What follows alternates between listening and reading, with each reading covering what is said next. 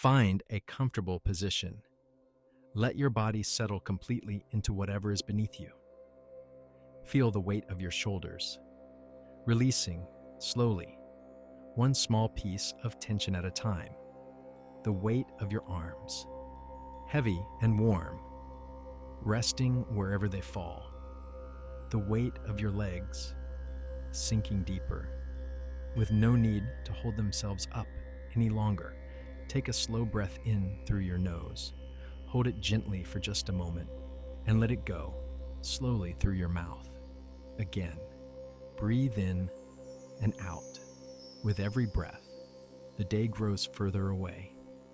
The noise of it, the urgency of it, all of it softening now, dissolving like the last notes of a song, fading slowly into silence. There is nothing left to carry tonight, nothing left to solve, nothing left to finish. Just this moment, just this quiet, just this story. Tonight I'm going to tell you the most beautiful and the saddest story the ancient Greeks ever told. A story about music so powerful it could move stones to tears. About a love so complete that one man walked into the land of the dead to ask for it back. And about how the smallest moment of doubt can undo even the greatest miracle. This is the story of Orpheus and Eurydice. Close your eyes. Let your breath slow even further. There is nowhere you need to be tonight. Just drift with me back to ancient Greece, to a hillside in Thrace, where a young man sat beneath an olive tree with a lyre in his hands, about to play a song that would change the shape of the world around him.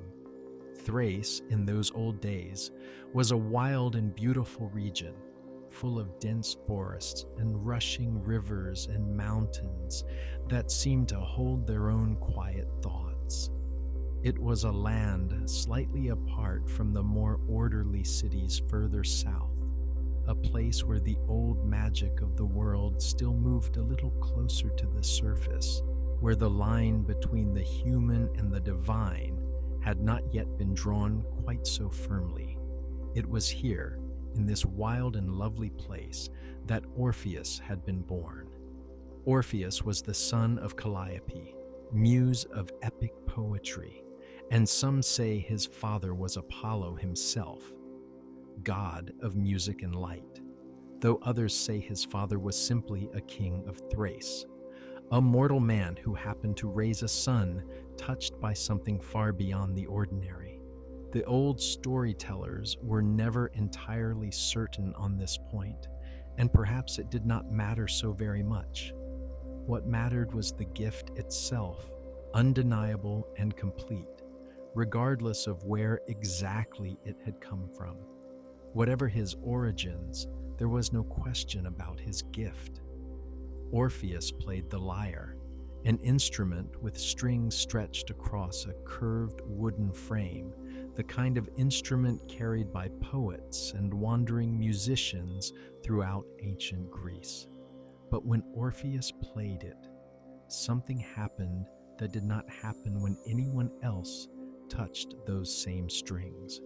The wind would still itself to listen. Rivers would slow their current, the water curling back gently on itself, rather than rushing past, as if even moving water wanted to stay and hear the next note.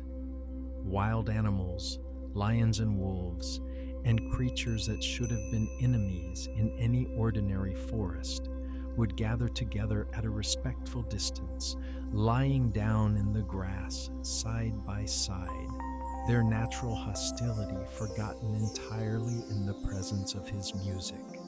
Let that gathering settle into your mind now.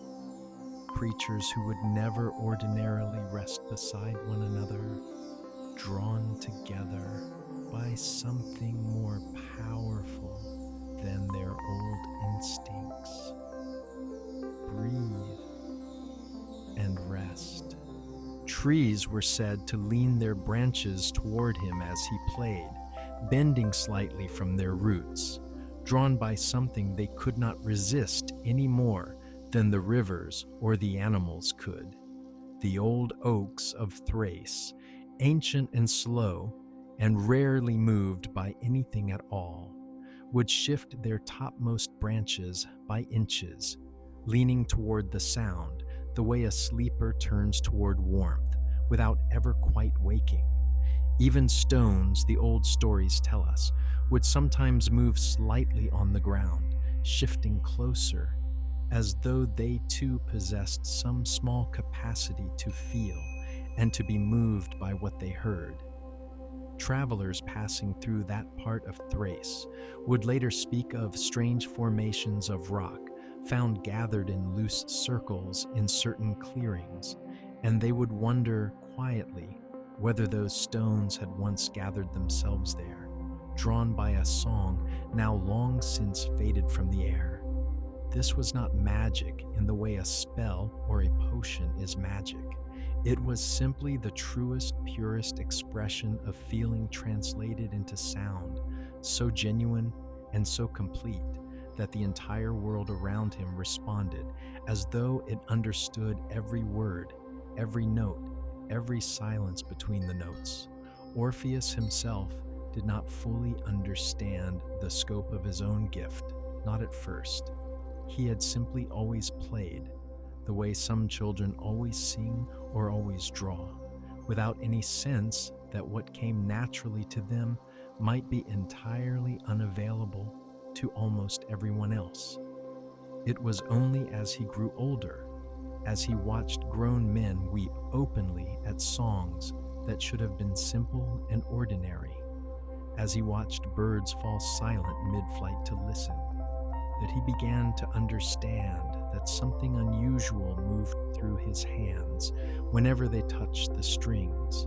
He traveled in his younger years, learning what he could from wherever knowledge could be found. He spent time among priests who taught him the old hymns.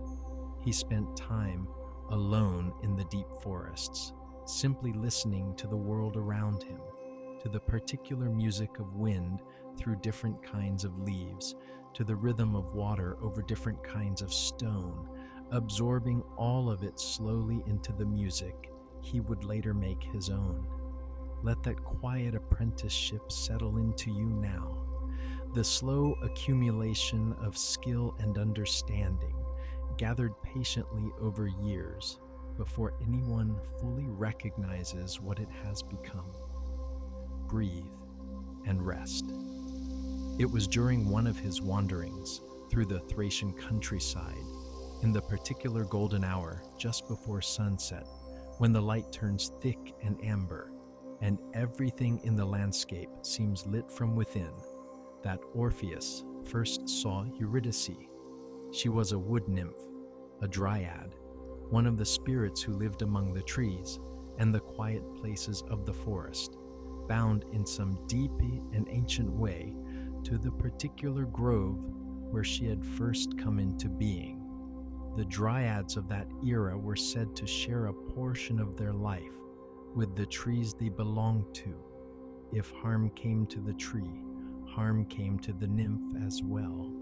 And so they tended their groves with a devotion that went beyond simple affection into something closer to the bond between a person and their own beating heart. Eurydice was walking along a riverbank that evening, her feet bare against the cool grass, when she first heard him playing somewhere in the distance, carried to her on the evening air, the way certain sounds travel further than seems reasonable when the world has gone quiet and still.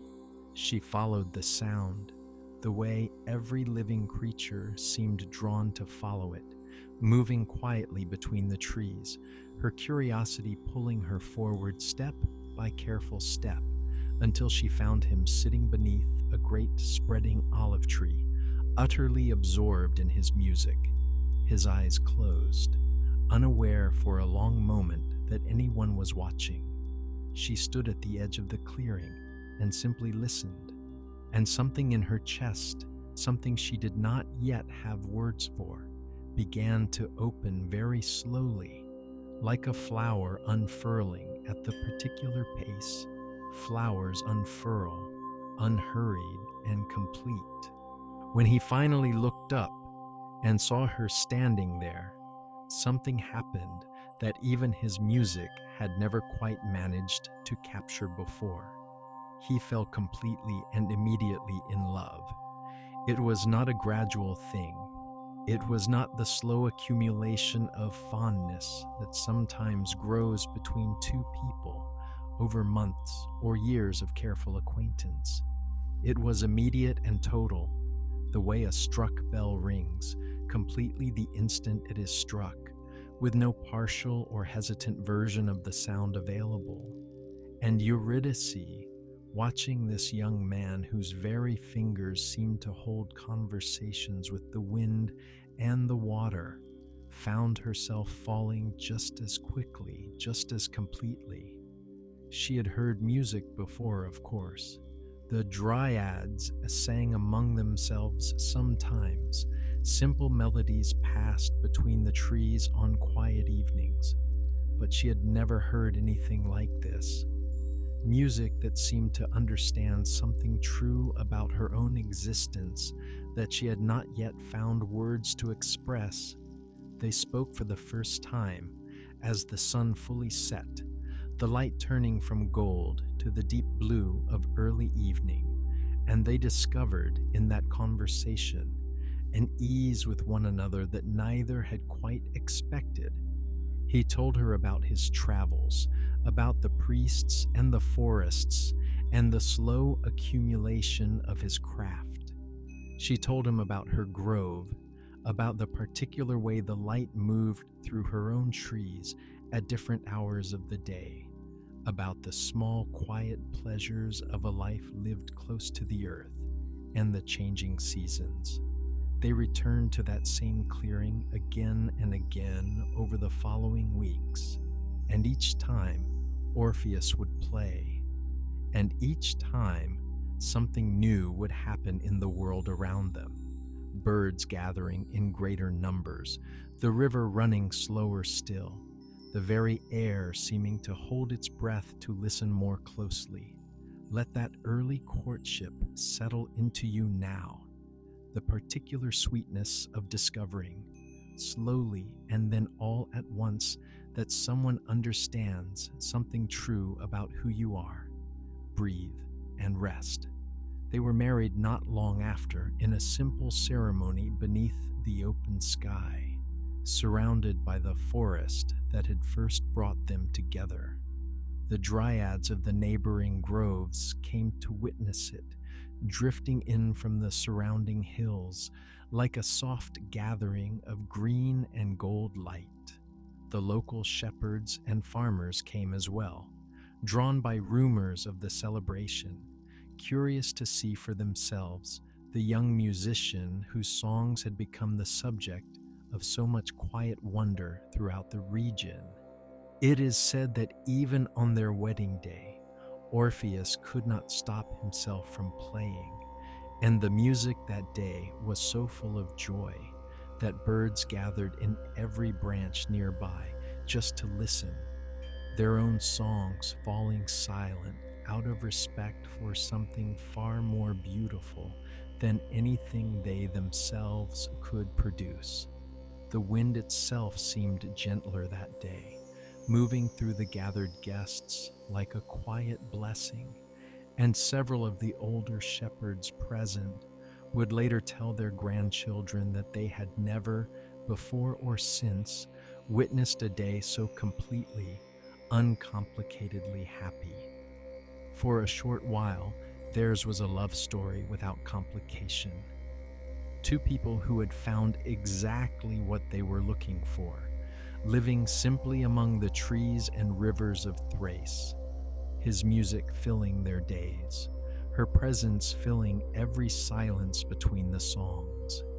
They built a small home near the edge of her grove, simple and unadorned, and their days fell into a rhythm that felt, to both of them, like something close to perfect. Mornings spent walking together through the forest, Afternoons when he would play and she would listen. Evenings when they would simply sit together in comfortable silence, watching the light change across the treetops. Let that simple joy settle into you now. The particular peace of having found exactly what you were looking for. The quiet satisfaction of ordinary days, unremarkable in the moment, treasured completely in hindsight. Breathe and rest. But joy, this complete, rarely lasts undisturbed in the old stories.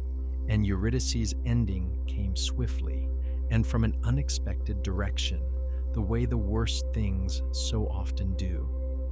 Not through some grand confrontation or foreseeable danger, but through an ordinary afternoon that turned, in a matter of moments, into something irreversible. She was walking through a meadow one afternoon not long after their wedding, gathering flowers perhaps, or simply enjoying the warmth of the sun on her face after a morning spent indoors, her bare feet moving easily across ground she had walked 100 times before without incident. A shepherd named Aristaeus saw her from a distance and, struck by her beauty, began to pursue her with intentions she did not welcome. He called out to her, and when she did not stop, he quickened his pace, and something in the urgency of his approach frightened her in a way that made thinking clearly suddenly very difficult. She ran from him, through the tall grass, her bare feet moving quickly across the uneven ground, fear driving her faster than she might otherwise have moved, her attention fixed entirely on the sound of pursuit behind her, rather than on the ground immediately in front of her own feet. She did not see the serpent hidden in the grass. It struck her ankle, its venom moving quickly through her body, and within moments, Eurydice collapsed in the meadow, the life draining from her as swiftly and as completely as a candle flame, extinguished by a sudden gust of wind. The shepherd, seeing what had happened, stopped his pursuit entirely, his earlier intentions forgotten completely in the face of something far more serious than anything he had imagined that afternoon would bring. He knelt beside her, calling for help that would arrive too late to matter, watching helplessly as the color left her face. When Orpheus found her, summoned by the cries of nearby workers who had witnessed the tragedy, it was already too late. Let that suddenness settle into you now, the way an ordinary afternoon can turn without warning into something that changes everything that follows it. Breathe and rest. What followed was a grief unlike anything the people of Thrace had ever witnessed. Orpheus did not simply weep, though he wept enormously, openly, without any attempt to hide or contain it, his sobs echoing through the same forest that had once carried his joyful wedding music.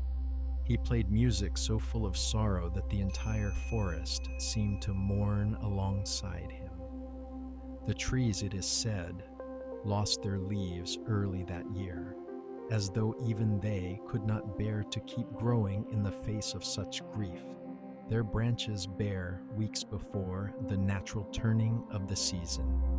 The rivers ran slower, almost reluctantly, their currents heavy with something that felt very close to sadness, as if even moving water had grown too tired, too sorrowful to continue its usual pace. Even the gods on Olympus, listening from their distant mountain, found themselves moved to tears by sounds drifting up from the forests of Thrace below. And several of the lesser gods who governed the harvest and the changing seasons were said to have wept openly at their own divine tasks, their tears falling as an early and unseasonable rain across the Thracian countryside. For days, Orpheus could not be persuaded to eat, to sleep, to do anything except sit beside his wife's body and play the saddest music anyone had ever heard. The dryads of the surrounding groves gathering at a respectful distance, themselves unable to find any words adequate to the moment, offering only their quiet presence as the only comfort they had available to give.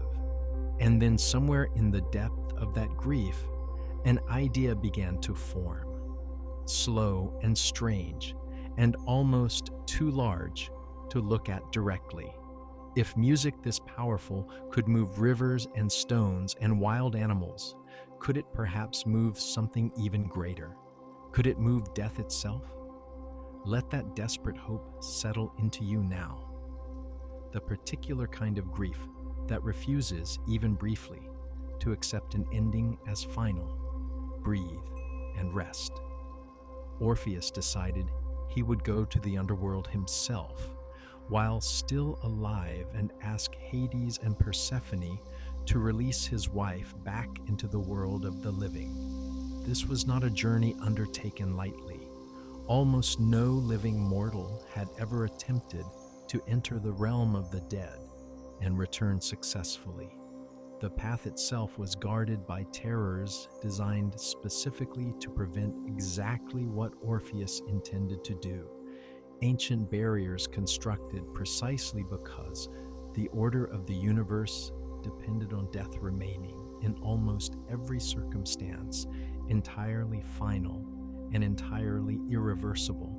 He gathered only what he needed for the journey: his lyre, a simple cloak against the cold he expected to find in the depths below, and a resolve that surprised even those who had known him his entire life. The dryads of Eurydice's grove came to see him off, offering what blessings they could, though even they, ancient as they were, knew of no precedent for what he intended to attempt. He traveled south, through caves that grew progressively darker, through passages that seemed to lead endlessly downward, the air growing colder and stiller with every step, until the last traces of daylight disappeared behind him entirely, and he moved forward guided only by some instinct that seemed to know the way, even though his conscious mind did not. Eventually, after what felt like days, though time itself seemed to move strangely in that descending darkness, he reached the banks of the river Styx, where Charon the ferryman waited to carry the souls of the recently dead across to the realm beyond, his ancient boat creaking softly against the dark current, his hooded face turned toward the new arrival with an expression that suggested he had seen, in his countless centuries of work, very nearly everything, though perhaps not quite this. Charon, accustomed only to ferrying the dead, initially refused to carry a living man across his waters. The rules of the underworld were ancient and absolute, and a living man crossing into the land of the dead was simply not something that was permitted, regardless of the reason or the urgency behind the request. He gestured for Orpheus to turn back, his silence more final than any spoken refusal could have been. But Orpheus began to play. The music that drifted across the dark waters of the Styx was unlike anything Charon had heard in his countless centuries of ferrying souls back and forth. It was not joyful. It was not even, strictly speaking, beautiful in any conventional sense. It was simply completely, devastatingly honest. The sound of a man whose entire reason for living had been taken from him, asking through every note for just one chance to make things right again. Charon, moved despite himself, despite thousands of years of unwavering adherence to the rules of his realm, found his oar lowering of its own accord, found himself guiding the boat toward the living man standing at the riverbank, his ancient certainty shaken by something he had no framework for resisting. He allowed Orpheus onto his boat. They crossed the dark waters together, the music continuing the entire time, the current itself seeming to slow and gentle around them, as though even the river recognized something significant moving across its surface. And as they reached the far shore, Orpheus found his path blocked by Cerberus, the three-headed guardian of the underworld's gates, a creature that had never once allowed any living being to pass beyond its watch, each of its three heads alert and growling low in their throats, sensing immediately the presence of something that did not belong in this realm. Orpheus played for Cerberus too.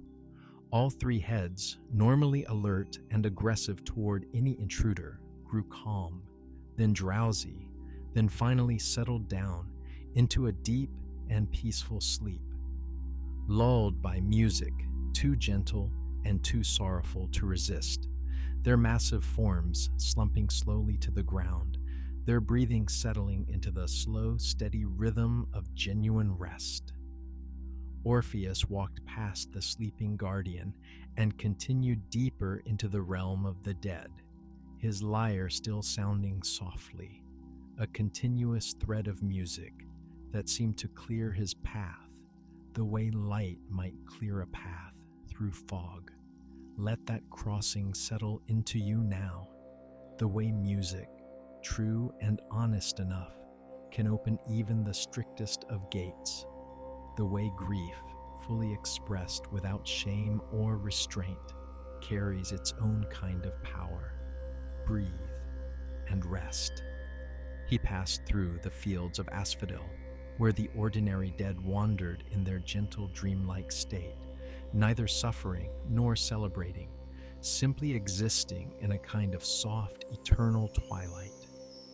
Even they, usually lost in their own quiet forgetting, paused to listen as he passed, drawn momentarily out of their distant peace by the rawness of what they heard, their pale forms turning slightly toward the sound, the way sunflowers turn toward light.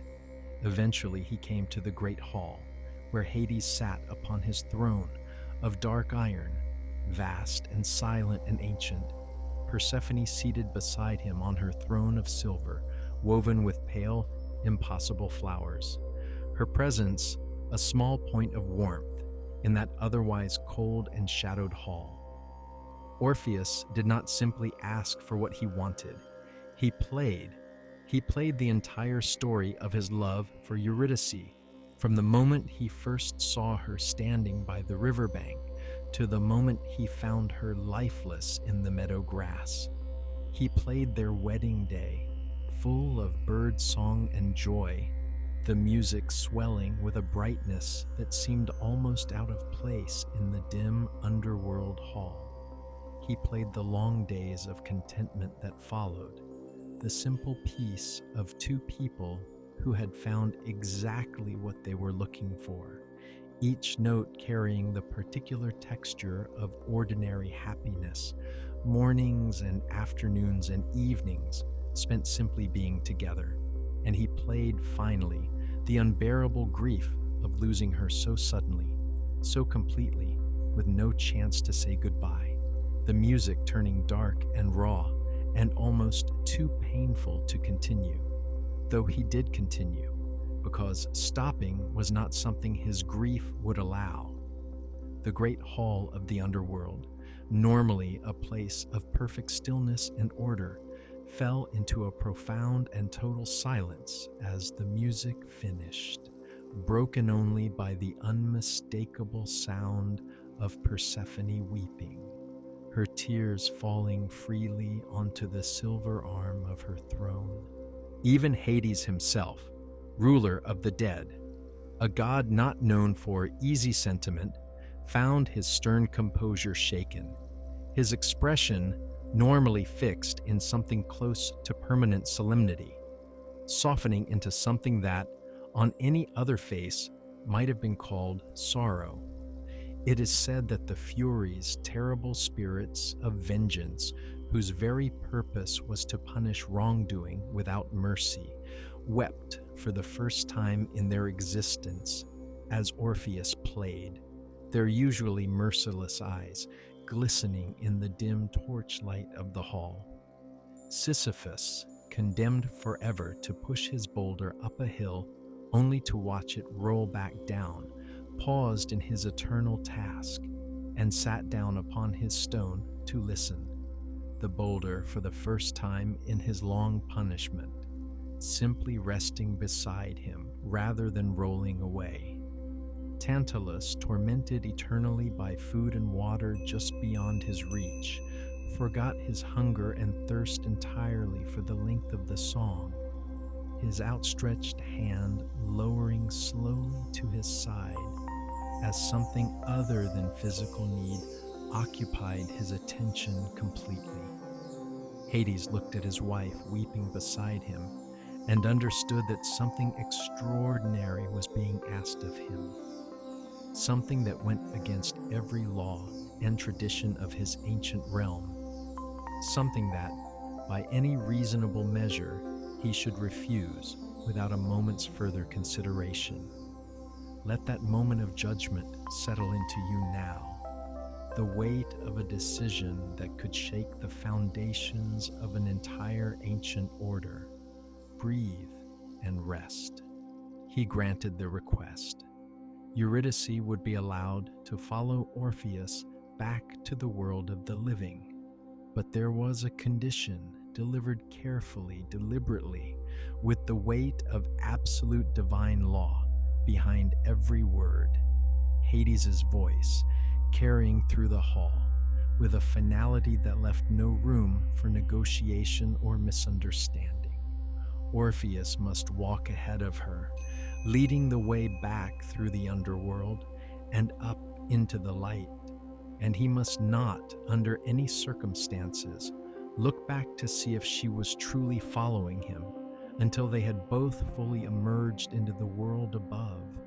If he looked back even once before they had completed the journey, she would be lost to him forever, returned permanently to the realm of the dead, this time with no possibility of any second chance, no matter how beautifully or desperately he might play.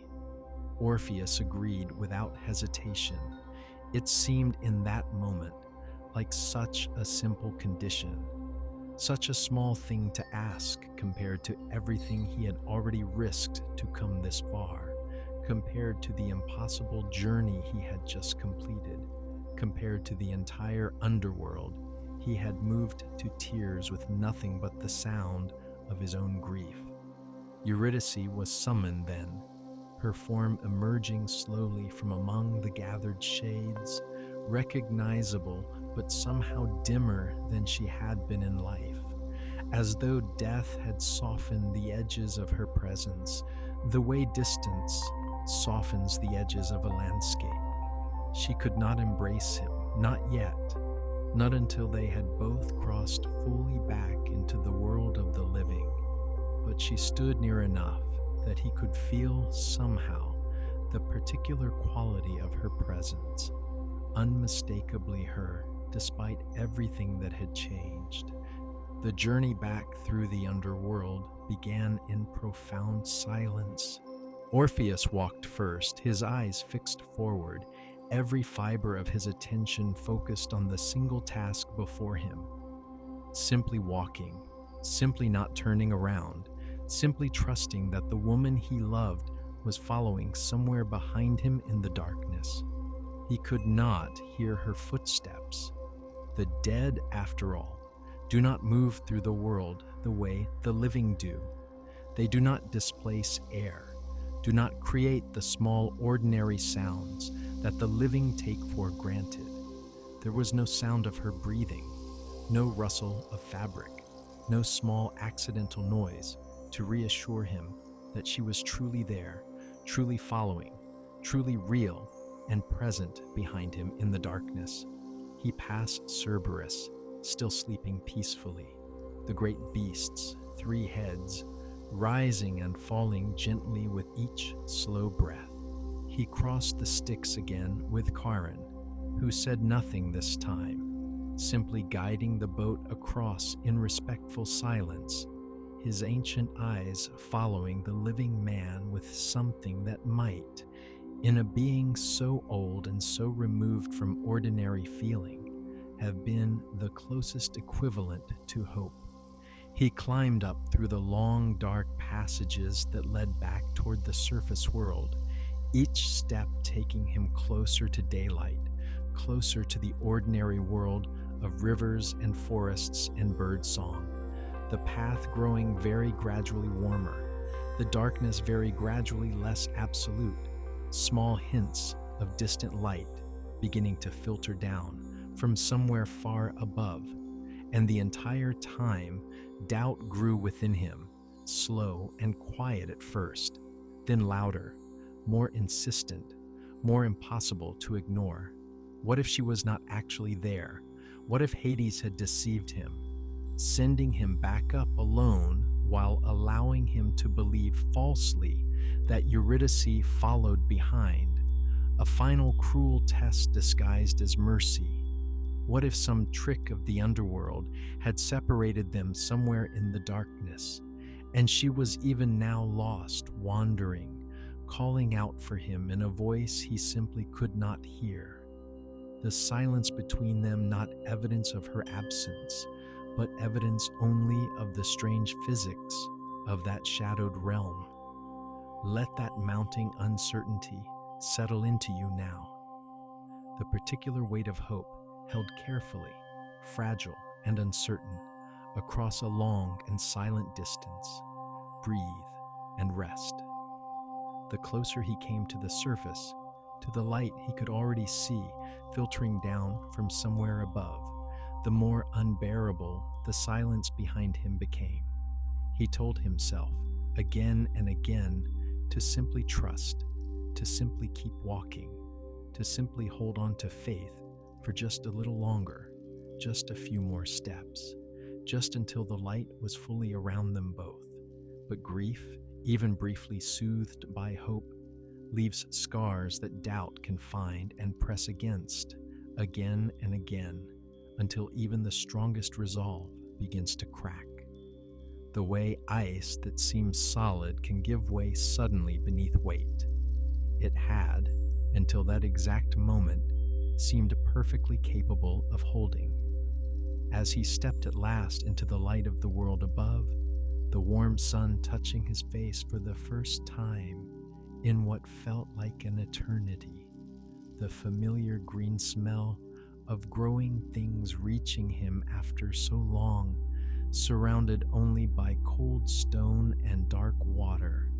He could not bear the uncertainty any longer. He turned, just for a moment, just to see her face, just to confirm, with his own eyes, that everything had been real, that she was actually there, actually following, actually about to step into the light beside him. Eurydice was there. For one single, perfect moment, he saw her, still in shadow, not yet quite at the threshold of the light, but there, real, following exactly as she had promised, her familiar features visible in the dim transitional glow between the dark passage and the world above. And then, in that same moment, the condition broken, she began to fade. Let that single moment of breaking settle into you now, so close to everything hoped for, undone in an instant by the weight of doubt finally too heavy to carry. Breathe and rest. She did not cry out in anger. The old stories tell us that her last word to him, as she was drawn back down into the darkness, was simply his name, spoken not with blame, but with a kind of gentle, aching sorrow. The sound of someone who understood, even in that final moment, exactly why he had turned, even as that understanding could not prevent what was happening. her voice already growing fainter, even as the single syllable left her lips. Orpheus reached for her desperately, his hands closing on empty air where a moment before her form had been, his entire body lunging forward into the darkness she had just occupied, finding nothing there but the cold stone of the passage and the fading echo of her voice. She was gone, returned completely and finally this time to the realm of the dead, the brief miracle undone by a single backward glance, born not of malice, but of love too anxious, too uncertain, too unable to simply trust in silence. Orpheus tried to follow her back down, scrambling back into the darkness of the passage, his lyre forgotten momentarily in his desperate need to reach her, tried to plead with Charon once more to carry him across the Styx a second time. But Charon refused. The rules of the underworld, bent once in an extraordinary moment of mercy, would not bend again. The ferryman's silence this time, absolute and unmoving, no amount of music able to soften what had already been granted once and could not, by the deepest laws governing that realm, be granted twice. Orpheus sat at the banks of that dark river for 7 days and 7 nights, neither eating nor sleeping, playing music so filled with sorrow that even the rocks along the riverbank were said to weep, small trickles of moisture appearing on stone that had never before shown any capacity for such a thing. But the underworld remained silent. Eurydice did not return. Eventually, Orpheus had no choice but to return to the world of the living alone, carrying a grief now doubled by the brief, agonizing taste of hope that had been so close to fulfillment before slipping away. A grief made somehow heavier by having held, however briefly, the thing he had lost so completely within reach. Let that grief settle quietly around you now. Not as something to fix or resolve tonight, but simply as something true, something that deserves to be witnessed and honored, the way Orpheus's grief was witnessed by an entire underworld of souls who paused just for a moment to feel what he felt, breathe, and rest. What happened to Orpheus afterward is told in many different ways across the old sources, some gentler than others. Some say he wandered the forests of Thrace for the rest of his days, playing music of such profound and permanent sorrow that the entire landscape seemed to absorb something of his grief into its very soil, its rivers running forever afterward with a particular kind of melancholy beauty that travelers would notice for generations, a quality in the light and the water that local people could never quite explain but always seemed to recognize. Some say he turned away entirely from love, refusing to ever again risk a heart already broken so completely, devoting the remainder of his days entirely to his music and to a solitude he found eventually to be its own kind of strange comfort. And in the most gently told versions of this ending, his spirit, finally released from the world of the living, after a long life spent in quiet wandering, descended once more to the underworld, but this time permanently, this time without condition, this time finally able to find Eurydice again among the shadows, where the two of them, the old stories tell us, were finally reunited, walking together through the quiet fields of the dead, this time with no need to walk in careful silence, no fear of any backward glance, undoing what had finally, permanently been restored. There is something worth sitting with in this story, something that has kept it alive for thousands of years, told and retold in countless forms, set to music itself again and again by composers who recognized something essential in its sorrow. It is a story about the limits of love, even love powerful enough to move rivers and stones and the hearts of the dead themselves. It is a story about how grief, however genuine, however profound, cannot always undo what has already happened. And it is, perhaps most importantly, a story about trust, about how the hardest part of love is sometimes not the grand gesture, not the journey into darkness, not even the music powerful enough to move the underworld itself, but simply the quiet, ordinary act of believing, without proof, without the reassurance of sound or sight, that what we love is still there, still following, still real, even when we cannot immediately confirm it. Orpheus's mistake was not a lack of love, it was an excess of fear, arriving at exactly the wrong moment, undoing what love alone had already accomplished. Let that gentle understanding settle into you now, that love and doubt often arrive together, intertwined, and that the work of trust is simply continuing to walk forward, even when the silence behind you feels unbearable. Breathe and rest. The forests of Thrace are quiet now, in this late hour of our story. The rivers move at their ordinary pace once more. Somewhere in the gentle versions of this old tale, two shadows walk together through quiet fields, no longer needing to fear a backward glance, finally fully reunited. And now it is very late. The story is finished. The lyre rests silent now, its strings still, its music settled into the soil and rivers of an ancient forest. And you, here, in this moment, in this warmth, in this quiet that comes at the end of a long story. You do not need to walk in careful silence tonight. You do not need to wonder if what you love is still there behind you. You can simply rest, trusting completely in this moment, in this safety, in this quiet that asks nothing more of you than to simply breathe. Your body is heavy now.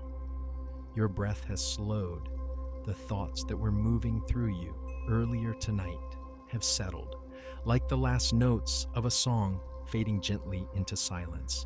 There is nothing left to carry, nothing left to prove tonight, just this slow, steady breath, in and out, in and out.